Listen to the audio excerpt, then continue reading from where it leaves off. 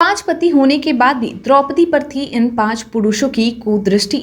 महाभारत की कथा के अनुसार पांडव पांच भाई थे। अर्जुन ने स्वयंवर की शर्तें पूरी करके द्रौपदी से विवाह किया था, किंतु माता कुंती की बात पर सभी पांडवों से द्रौपदी ने विवाह कर लिया था। कहा जाता है कि द्रौपदी का जन्म यज्ञ की अग्नि से हुआ था, जिस कारण उसका एक नाम यज्ञाग्नि भी था।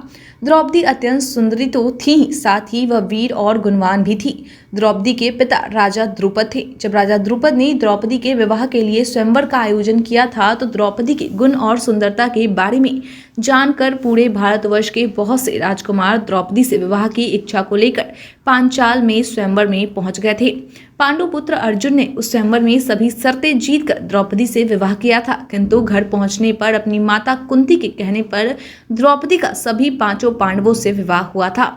द्रौपदी के सभी पांच पति वीर योद्धा थे। इसके बावजूद भी उस काल में पांच ऐसे निकृष्ट लोग थे जिनकी द्रौपदी पर कुदृष्टि थी।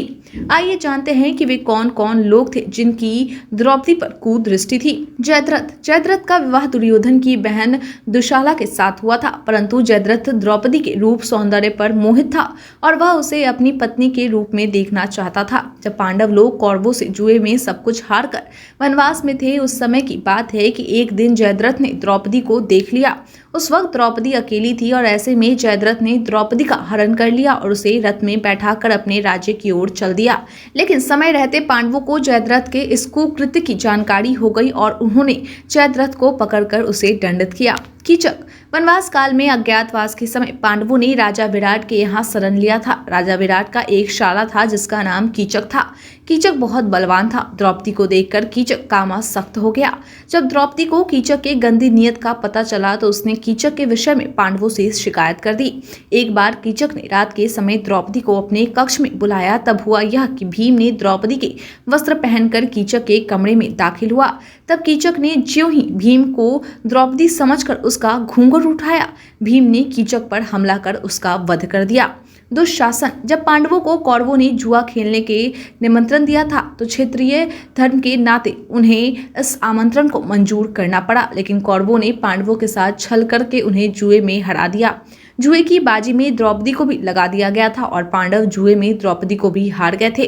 तब भरी सभा में दुर्योधन के छोटे भाई दुशासन ने दुर्योधन के कहने पर द्रौपदी के बाल पकड़कर घसीटते हुए भरी सभा में उसको लाकर उसके वस्त्र हरण करने का भरपूर प्रयास किया, परंतु श्री कृष्ण की कृपा से द्रौपदी का चीर हरण नहीं हो सका और उसकी लाज बच गई। कर्ण दुर्योधन का मित्र और अंगराज कर्ण की भी द्रौपदी पर कुदृष्टि थी। द्रौपदी के स्वयंवर में कर्ण भी द्रौपदी से विवाह की इच्छा से पांचाल आया था, लेकिन क्षत्रिय नहीं होने के कारण कर्ण को स्वयंवर में भाग लेने नहीं दिया गया था।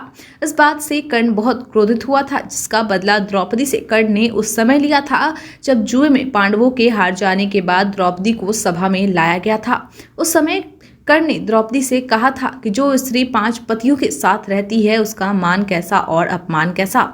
दुर्योधन महाभारत का सबसे बड़ा खलनायक दुर्योधन को माना जाता है। पांडवों के जुए में हार जाने के पर दुर्योधन ने द्रौपदी को भरी सभा में बालों को खींचकर लाने का निर्देश दुशासन को दिया था।